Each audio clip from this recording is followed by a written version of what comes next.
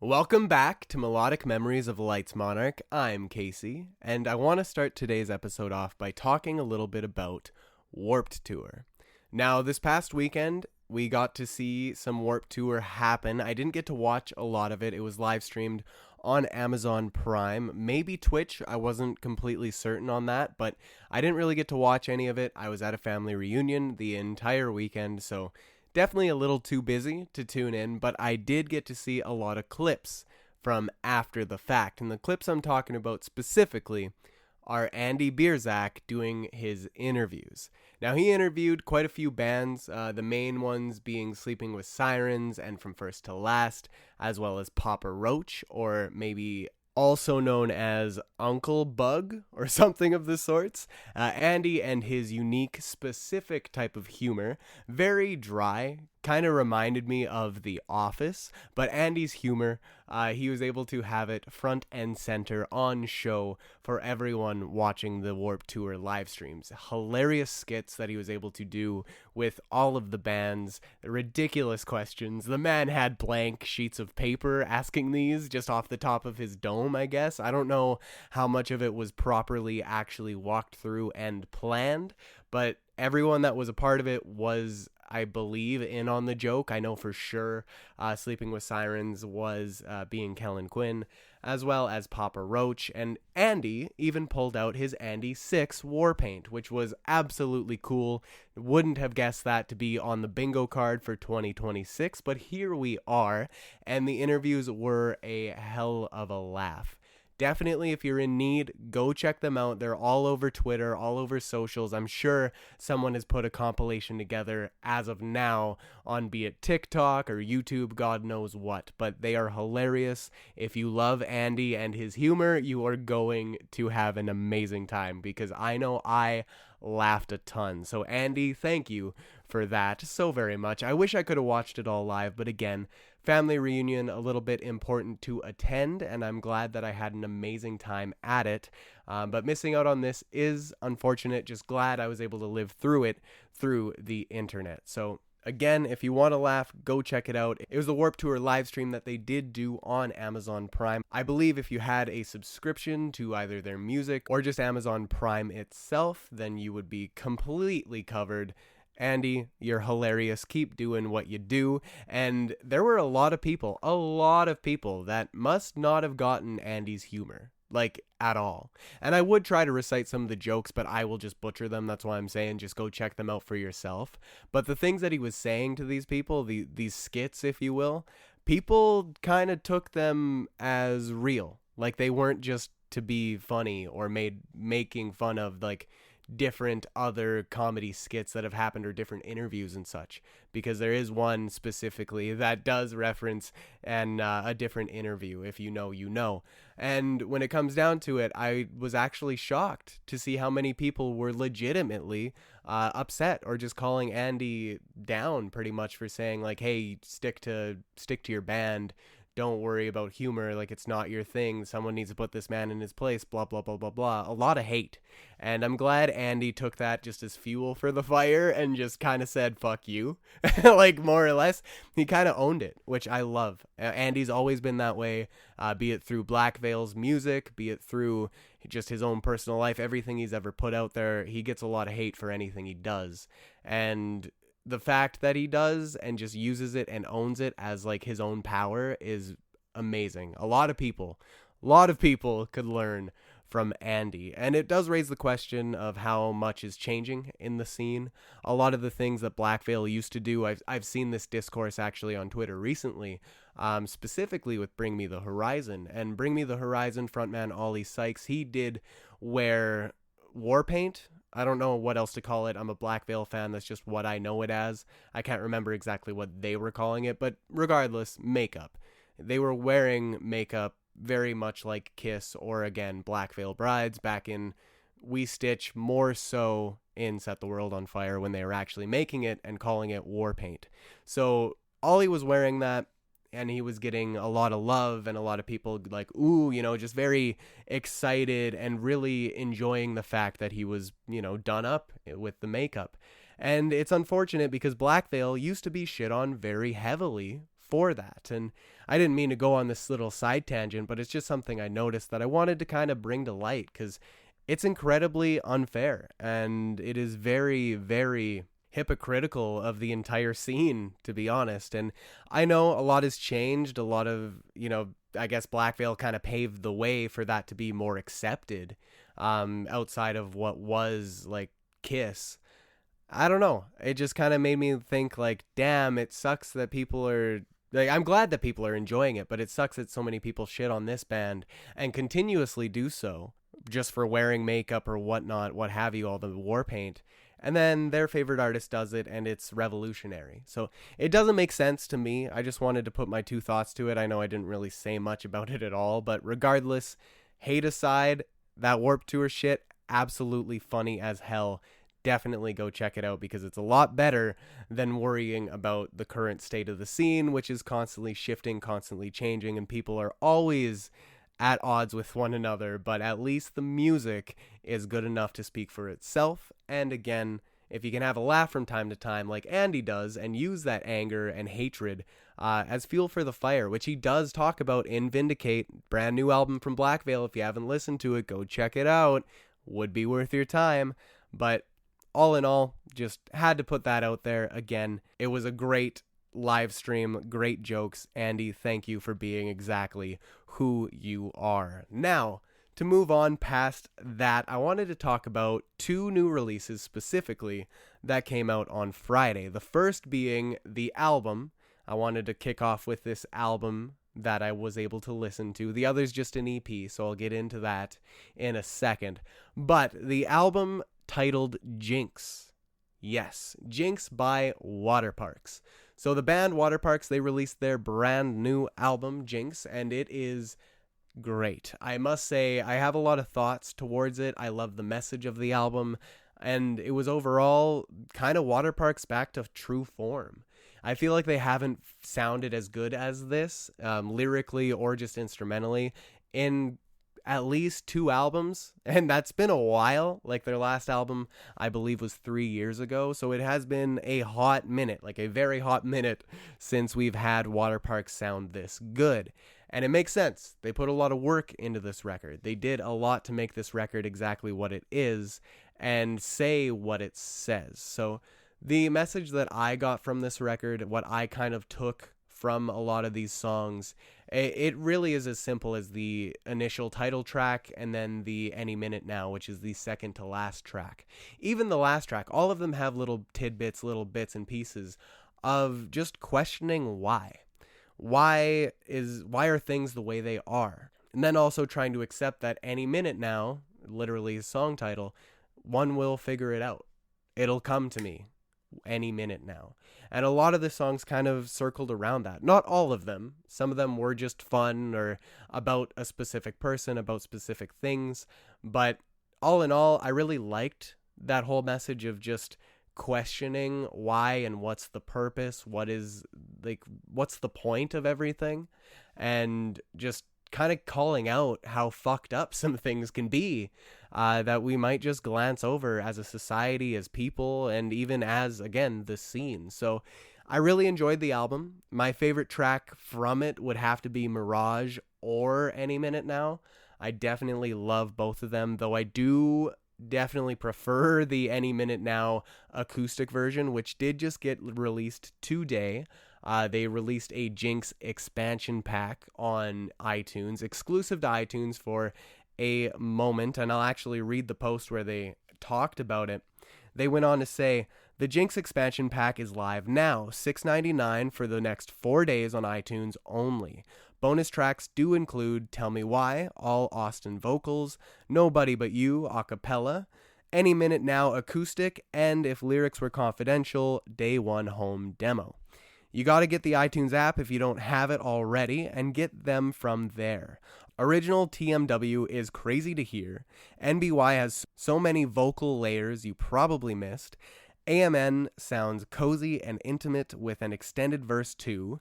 ILWC is a look at the process. It's cool to see where songs begin, so go grab that. Appreciate y'all, heavy, excited to see reactions. Jinx expansion pack out now. And Austin Knight even commented, I was so insistent that we keep my Next to You whisper from the original Tell Me Why, but his was just so good. We obviously needed to use it, but you can hear that here.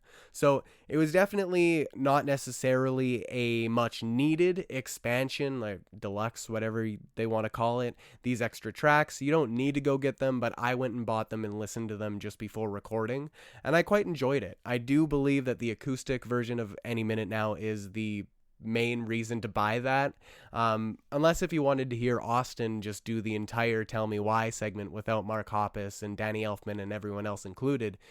Regardless, it's there for the fans if they want it. But as for the regular track listing, like the base track listing of the album Jinx, goes as such: Tell Me Why, Red Guitar, If Lyrics Were Confidential, Prowler, Better Than Therapy, Nobody But You, Gwen Stefani, No No No No No, Playing Music, Mirage, Tastes Like Tangerine, Any Minute Now, and Girls Need Guns.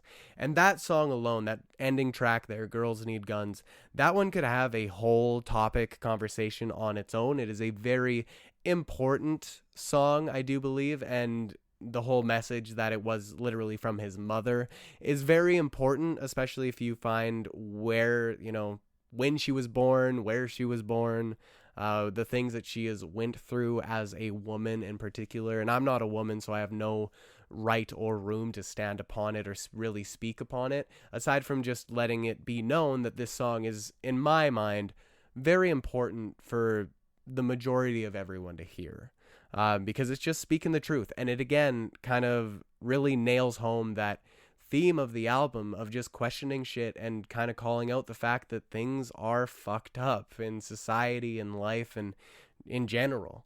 So the album was very, very good. I did very much enjoy it. Waterparks, thank you for giving us probably one of your best works. I don't think it's their best album out there. I will put that out there right now. But it is a very good one if you're interested in the band Waterparks.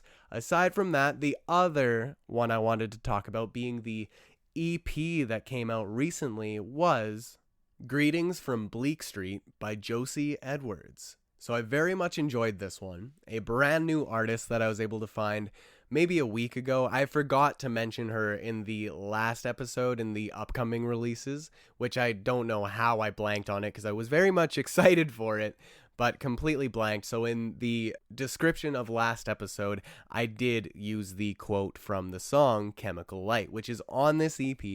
It is the big reason as to why I was so excited. I found her scrolling Facebook.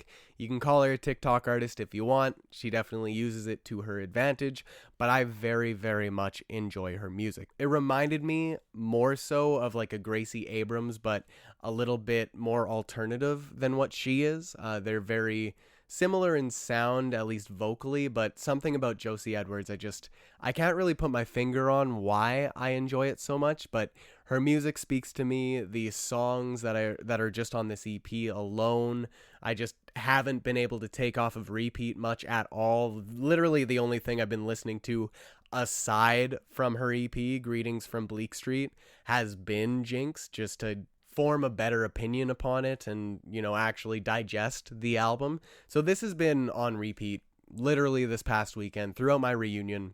When I was driving, again, I listened to Jinx here and there, and maybe a little bit of Vindicate when I was really feeling like, yo, let's listen to some rock and roll.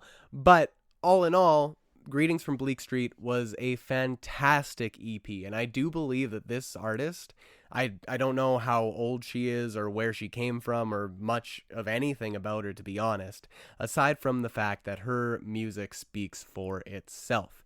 Very much enjoyed it. And again, if I'm saying anything wrong, I don't mean to. I'm just honestly giving praise for this artist that released this EP. Obviously, the advertising of Chemical Light went miles, because that's how I found it, and was able to go back in her catalog, which, granted, isn't very big. She's a new artist, and I loved every single song. My favorite being Kerosene, actually, originally. Now, Chemical Light definitely trumps that, at least to some extent. I can't get that brainworm out of my head, and I really don't want to, because I've been, again, loving every single minute of it, and it's only 18 minutes long. The track list goes Gravedigger, Burgundy Place, The Poet and Her Vice, Happy Ending, Hideaway, Dog Prophecies, and Chemical Light, being the probably biggest song off of this entire thing, and what I do believe will shoot her into the stratosphere of being known, not so niche, if you will. And I believe that's already been happening. By the time I found her, she was at like 400,000 monthly listeners on Spotify, and as we speak, as of recording, she's at 900K. So she's definitely grown a whole shit ton since just the past 2, maybe 3 weeks. Hasn't been very long at all, and I'm a very, very big fan. I cannot wait to see where she goes from here, from this moment on, and I know for a fact I will be there every step of the way. It'll be a little bit hard when I eventually get rid of Spotify, but if this music really does stick with me the next week and even further, I can see her being in my normal rotation. And Josie Edwards, if somehow, some way, you are hearing this, thank you for the EP, and give me a way, please, to listen to it not on streaming. Let me purchase it. I would love, even if it was just a CD. I'll pay the shipping, just please. I would absolutely adore having this album on more than just streaming. It deserves it. And I hope that eventually when she gets ready to make an album, a proper album, like a full-length LP, I know I will be there and ready to put in that pre-order. So anyone that is interested in her music, she's very much a pop, more alt-pop kind of sound. Very, very much enjoy it. Influences of like 21 Pilots and such. What can go wrong? To be honest, what can go wrong? She nailed this EP, and I could honestly continue just gushing about it, but that was probably my favorite release of this past week, and one of my favorites of this entire year. So congrats on doing that with just a small EP. I cannot wait to see what's next for her.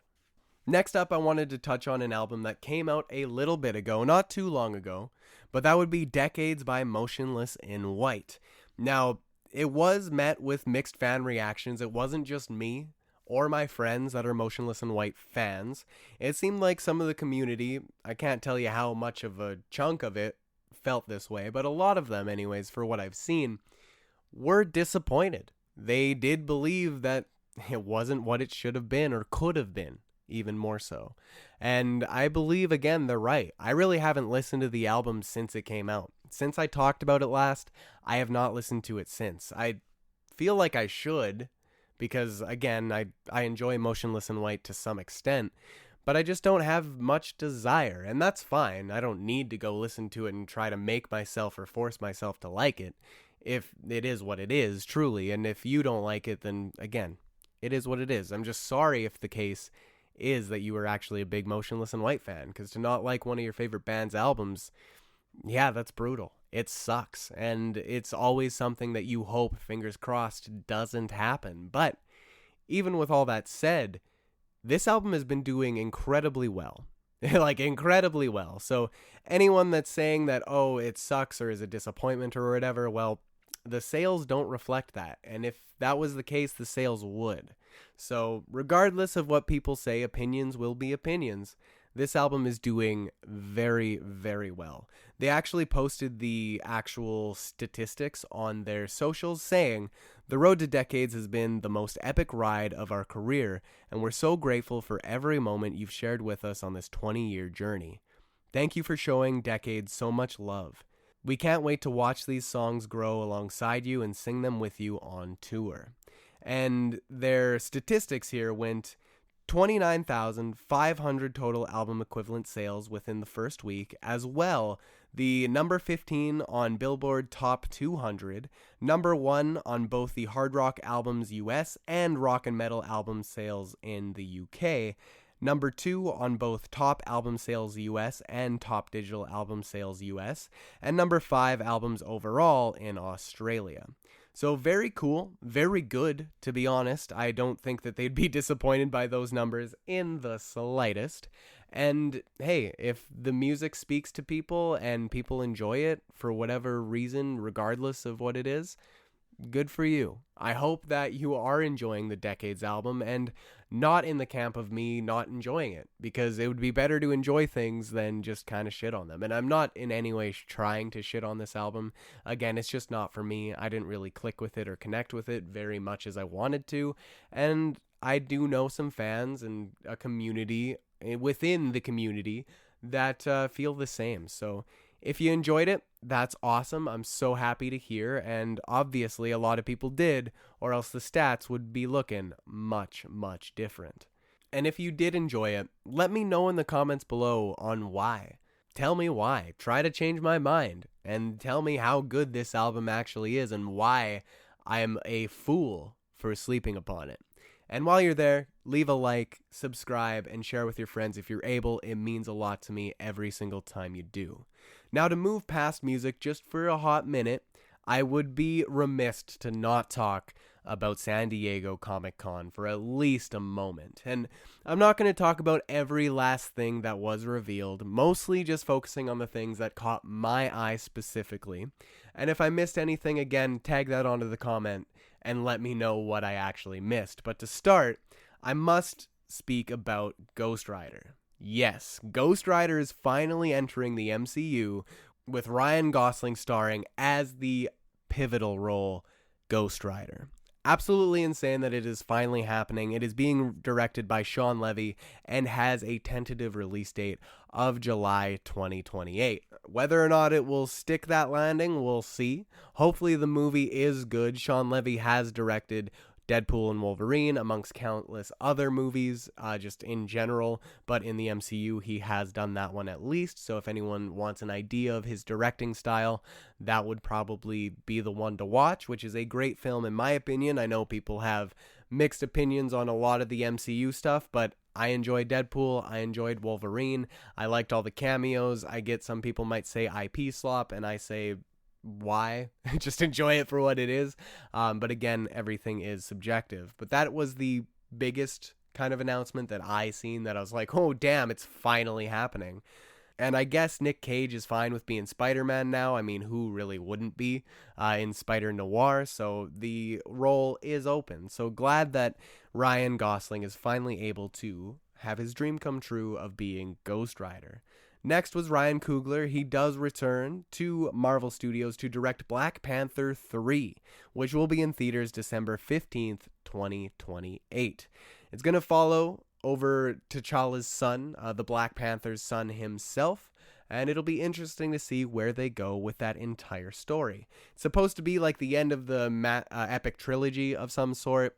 I guess it's going to be the last Black Panther movie, or at least the last directed by Ryan Coogler. Whether or not that changes, we'll again have to wait and see, but that was really cool to hear. And then we got some Spaceballs news. Yes, Spaceballs. A very, very good film. This one is Spaceballs, the new one, or Spaceballs 2 for those that don't know. It was shown at the San Diego Comic-Con, and the trailer itself that they're able to show was behind closed doors. We have not seen it yet, but some quick tidbits were talked about it. And it goes on to say, Dark Helmet, he references the Palpatine line, "Somehow I've returned," a Na'vi pissing while Dark Helmet watches with 3D glasses, a slice of pizza as Baby Pizza the Hutt, and Bill Pullman dressed as Han Solo from The Force Awakens. Keke Palmer plays a character similar to Rey. Just some quick notes that were jotted down by whoever seen it. I believe I got this from Discussing Film off of Twitter. If I'm mistaken in that, apologies for not actually quoting the right things, but that is what I was able to see. And they also even talked about a Spaceballs cinematic universe. A complete joke, but if you got to see the photos, it was actually pretty funny. Then we got DC Lanterns. That comes August 16th. A new trailer was shown off for that, and yes, it follows Green Lantern and is supposedly going to have some Martian Manhunters in it. So that might be the way to introduce this character to the new DC universe. I'm looking forward to that one. Fingers crossed it's actually good. Then Ebenezer, a prequel of the Christmas story itself, with Johnny Depp, out November 13th. I'm very excited for this one. I'm not a huge, Christmas story fan or what have you, aside from Christmas Carol with Muppets. That one's a really good one. But I don't know who exactly asked for this. All I'm excited about is the fact that Johnny Depp is coming back to movies, back to acting, after all that fucking nonsense. So I'm very happy for him. I really hope this movie does well and he's able to come back to Hollywood full force and make some great films, because this is an actor that I very much enjoy, an actor I look up to, and hopefully this movie suits him well. Also, we got a new poster for Wildwood, the stop motion animation movie from the studio Laika. Very excited for that. It does come out October 23rd. And the last one I wanted to talk about was the brand new Avatar show that was shown. Yes, Avatar: The Last Airbender. Granted, this time, this series is called Avatar: Seven Havens, and this series follows earthbending twins after a world-shattering disaster where one discovers she's the new Avatar after Korra. All 26 episodes will release October 9th on Paramount+. Unfortunate, it is stuck to this streaming platform. I hope, fingers crossed, they bring this and the brand new Aang movie to physical media. I don't know if that'll happen. I hope it does, but again, physical media is in a very weird spot right now. The future of it is so uncertain, and again, with streaming services, why would they want to bring it to a physical media where you don't have to subscribe to their platform? Don't know what's going to happen with that. Just fingers crossed it is not only good, but also comes out in a way that people that don't want to subscribe to another subscription service are able to watch it without resorting to the 7 Cs. Now, to move past the movies, I did want to touch on Kingdom Hearts just for a quick second. Nothing absolutely huge, just something I thought was funny. The former Disney CEO says that he didn't remember why he greenlit Kingdom Hearts. And this was on Genki. This is where I got this from. But the whole conversation went very short, but it went as such. I asked him if he can recall saying okay to a game called Kingdom Hearts. No, he replies. You were pitched the game in Tokyo, I tell him. It was Final Fantasy plus Disney characters. Oh, I remember now, he says. Do you recall why you said yes? I don't, he tells me. Like, very simple, very short, but it's like, oh, Kingdom Hearts really was a fever dream. And it shows. It shows so much in what the game is. I'm so glad that it was greenlit, whether he remembers it or not. Obviously, he had a lot going on. He's the CEO, and towards the end of his tenure as CEO of Disney, I can't remember the guy's name, but regardless, whoever that guy was, glad he greenlit my favorite franchise of all time. Enough said.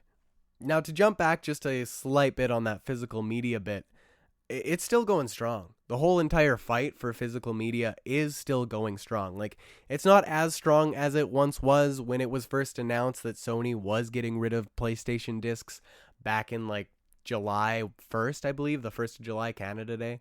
And it's unfortunate that we're almost a month out and Sony still has not said a single word towards it. Not a thing. And it's very, very disheartening. But obviously the no disc, no buy, that movement is still standing strong. And if you yourself are interested to support physical media or are already a physical media supporter yourself, there will be something that a lot of fans are joining together to do, and it's going to be a global PlayStation blackout from August 23rd to August 30th. So join in the movement if you're able, and let's hope that they actually notice. Whether or not it'll do anything, we'll see.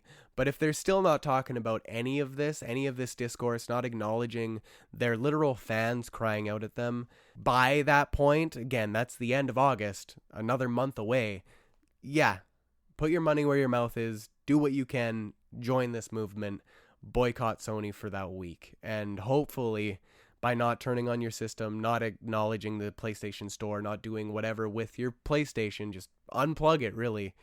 Hopefully it helps. And granted, I'm not saying you should do it or have to do it. It's just something that I myself am going to do and kind of wanted to let everyone else know about it too. As for music though, like music physical media, there's been a change in the pendulum. CD sales surged 16% to 16.3 million units in the first half of 2026, far outpacing vinyl at its 2.4% growth. And I would have to say it's obviously a price reason. I mean, go to your store and look at how cheap CDs are compared to vinyl records. Obviously, CDs are going to boom because vinyl is constantly being scalped. They're constantly being resold at ridiculous prices. And even in the stores that you go to buy them at retail, they are way more expensive than any CD you can possibly find. So I do believe that's a reason why, and it's great that CDs are coming back into style. I myself have a huge collection of them, and vinyl records, I have a huge collection of those too. Really, any music format out of the two, I don't really have a preference. Vinyl, I guess, if I'm actually at home and able to sit down and listen, I would prefer that and just adore it. Very enjoyable experience. If you know, if you've experienced vinyl, and if you haven't, maybe go see a friend and actually experience it. But with CDs, they are just as good to some extent. They aren't going to live up to what vinyl records are in terms of the whole feel, but for music purposes and just audio quality, CDs are very, very good. They're actually technically better than vinyl in the quality department when it comes to actual audio quality. So I very much enjoy CDs. I'm glad that they're seeing a resurgence, and I think it is very clear as to why. And speaking of CDs, vinyls, and all that, I do have some plans to kind of go through my vinyl collection, go through my CDs, try to cut back a little bit. I don't know how many I'll actually be getting rid of, but I'm going to try to kind of downsize the slightest bit and make some room for some new records that I've gotten, and finally film those unboxings that I've been meaning to get to for so long. I just really need to push myself and grab that motivation and stop delaying my goals. And it's literally only me. I'm holding myself accountable, taking accountability, but I've got some stuff coming up that I'm really excited to actually get working on. So keep your eyes out over the next, I want to say, month or so. And it's definitely going to be a big change over the next couple of months. Again, I'm almost to that 3-year mark. This podcast has almost been around for, 2 years. God, 3 years is ways away. But all the same, got some things around the corner. Now, back to music. I wanted to touch on Alec Benjamin. Now, Alec Benjamin, he is the sad little guy himself. I do quite like his music, and those of you that do as well, he's got some new demos out on YouTube only right now, but they are there. And if you enjoy them, go listen to them, go give them support, because Alec Benjamin right now actually tweeted out saying that he's very uncertain on what he wants to do in this for this next album. He's been working on it for a while now, but again, he's not exactly sure on the direction he wants to go with things. And the best way to kind of inch him or push him into whatever direction would be by going to listen to these and letting him know, hey, we want more of this, please. Whatever song it is. So they were a very good listen. I would highly recommend. Also, NF, randomly, absolutely random. NF ended up being included in a little clip, specifically Give Me a Reason, his new song, off of his new EP, Fear. That song itself, Give Me a Reason, did go and be included in Spider-Man Brand New Day, a promo for Spider-Man Brand New Day. Whether or not it means anything in terms of what that post-credit song's going to be, if it's an NF one, I already don't have words. But it's no guarantee, no saying we're getting that down the line when the movie actually comes out on Friday. But, would that ever be absolutely awesome? I know it's a long shot. I know it's a stretch. But I would be there for it so fast. But I needed to talk about it because NF, obviously, one of my favorite artists out there. Very happy to see one of his songs included in such a big project for literally the world to see. And lastly, for news, this one was off of State of the Scene podcast. They're on Twitter. They're on, pretty much everything at this point. But they posted about My Chemical Romance. And their post said, My Chemical Romance fans have been theorizing that the band will make an announcement regarding I Brought You My Bullets, You Brought Me Your Love next month based on pre-order dates from Hot Topic for merchandise related to the album. They have recently remastered 2 previous albums. And in my opinion, I mean, that album just turned 24 not long ago. May we see this for its 25th anniversary? I don't know, but man, would that ever be cool, because this album is so old. To hear it in a remastered way, even better would be re-recording. Like, whoa, don't know what to expect, though, to be honest. Again, keep hopes low, it might not even exist, but that would be really cool. As an MCR fan myself, I would be very, very down for any and all of that. Now to get on to some new / upcoming releases to end off the episode today, I wanted to mention Electric Callboy, The Way You Are, out tomorrow, literally tomorrow, July 28th. Probably by the time you're hearing it, it's probably already out there, so go check it out. Looks very cool. I mean, they're dressed as a boy band, which I thought was interesting, and hopefully it's good. We will have to wait and see. I mean, it's Electric Callboy, so it should be decent at least. Also, Kim Dracula released Molecular Conversion just last week. A very good track, one that sounds nothing like him in terms of his music, if you knew it before anyways. He is now signed to Rise Records, so he's going to be making a new album, supposedly. And if this is the first single for it, wow. It sounds like a mix of Tool with, like, I can't even really put exact thoughts to it, but it's definitely got a lot of influence, and it still sounds very unique and like a brand new evolution for Kim Dracula for what he used to do. So I'm very curious to see how that goes. As for other new releases off of Spotify here, Mayday Parade, they released their new EP to kind of cap off their whole 3 EP trilogy. They released Sugar, a very good EP, one that I very much enjoy. I got to listen to it once. I would have talked about it earlier, but again, I never got to dive in more than that one time, so I want to give it its actual time to cook and simmer to really get my ideas flowing. Next, Beartooth released Eyes Closed. Waterparks with Jinx, which I already talked about. Then we got Talk, Up and Away. And another one I already mentioned, Josie Edwards with Greetings From Bleak St. Absolutely fantastic.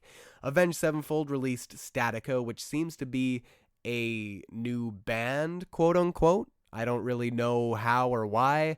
They actually performed as Statica on one of their tour dates, just behind the entire stage, so you couldn't actually see them. Interesting, to say the least. Avenged Sevenfold has definitely gotten to be more out there as time has gone on. Then we got Imminence with Crestfallen, which actually they announced their brand new album with Sumerian Records. I am going to be listening to this. I'm excited for it. It's Axis Mundi. Comes out October 2nd, 2026. Should be hopefully good. I mean, they signed to a label. They have the funding. Hopefully that label doesn't water down their sound. Then we got Impatient with Asylum, the new album from both Ren and Chris Webby. Very good. Honestly, very good. I didn't know exactly what to expect from it. I just heard some of the singles here and there from my buddy Paul. Shout out to you, man. Love you lots. And I really enjoyed it. I'm glad I took the time and actually listened to it in its entirety. And I'd recommend you would too. If there's any other releases I completely missed or completely just forgot to talk about, yell at me in the comments below. And again, leave a like if you could. I'd very much appreciate it. And on that note, thank you for listening, and thank you so much for discovering the music within.